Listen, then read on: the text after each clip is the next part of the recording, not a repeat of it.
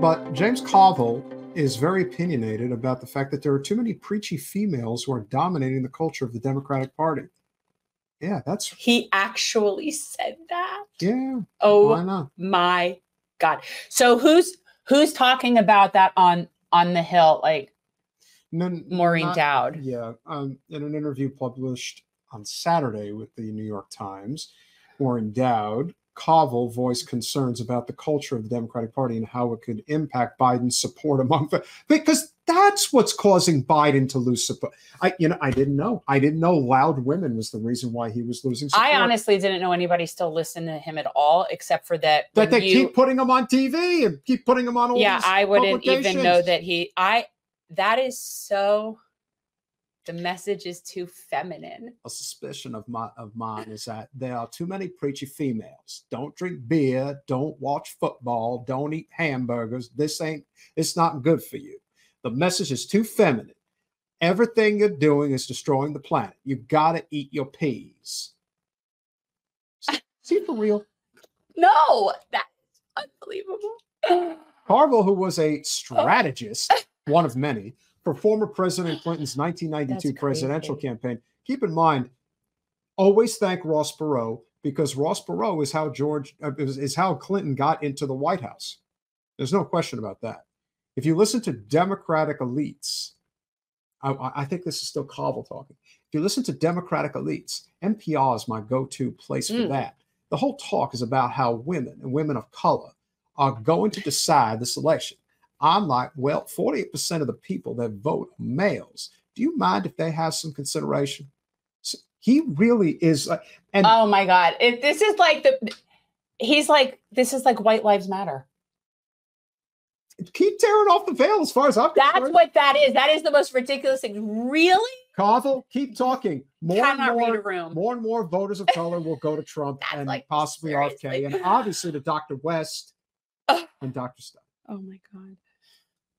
Unbelievable. Jan Liz wants to know who you're running against. First of all, you should be watching us on YouTube. Yes, watch us on YouTube. So I am challenging Debbie Wasserman Schultz in the Democratic primary in Florida's 25th district.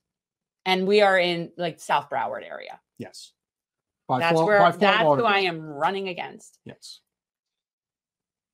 According to a Gallup poll last month, Democrats' lead as Black Americans' party of preference has fallen 20 points in the past 3 years, which is really great for me. While their leading among Hispanic adults is at its lowest point since 2011.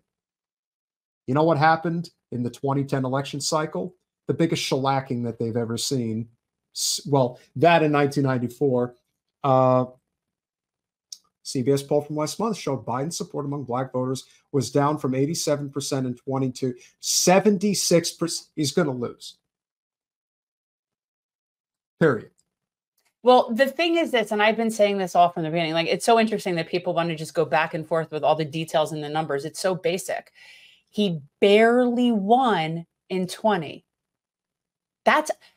To me, that's pretty basic. The only sort of like wrench in it is RFK. You're a basic. I am basic. The only wrench in it is RFK and who he pulls more votes from. But the reality is Biden barely won in 20. I think it's definitely, it's going to be fairly and split. But Michigan, I think the bigger, forget it. Yeah, the bigger it gets, it definitely becomes an advantage for Trump because I think Trump's base is much more committed than Biden's base is, especially at this point. Yeah, and I also think if you get former President Trump coming out saying that we have to end the war in Gaza, game over. You let him get to you on the left on that. They did on everything. And no matter what you say, President Biden and the Biden administration and the Democratic Party establishment, just remember, Trump said it first. That's how it's been. He's been on offense every step of the way. It's really... It's pathetic.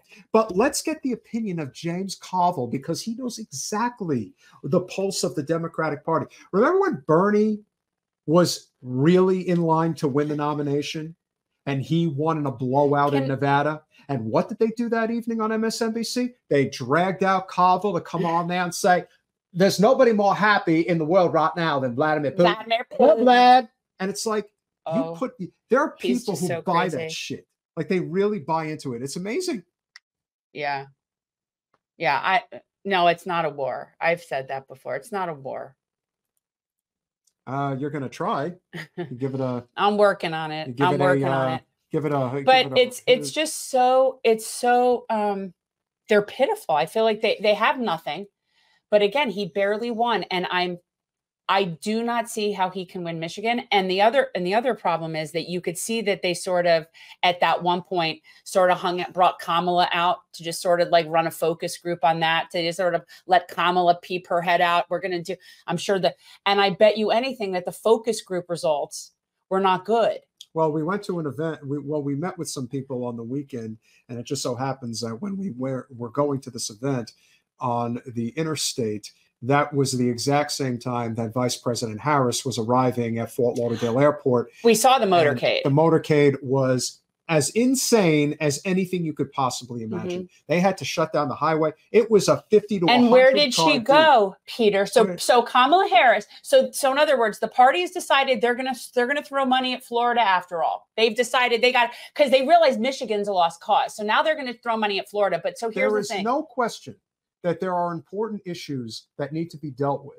But if the first place you're going to go to when you get off the plane is to go to Parkland again, how many, with all due respect, and we'll always have the most well wishes. Debbie Hickson is a lovely lady. She is on the school board. Parkland is much like Debbie Hickson, one of the most affluent suburbs in all of Florida. This is where you're going. I understand you want to be out there saying that we need gun safety and all that. But that is not going to change your electoral fortunes in the state of Florida. But let me be clear. Her motorcade, Kamala's motorcade, came directly from Fort Lauderdale International Airport and was driving literally straight out to Parkland, probably to like wherever Stoneman Douglas and wherever they're having a whole big gathering, right?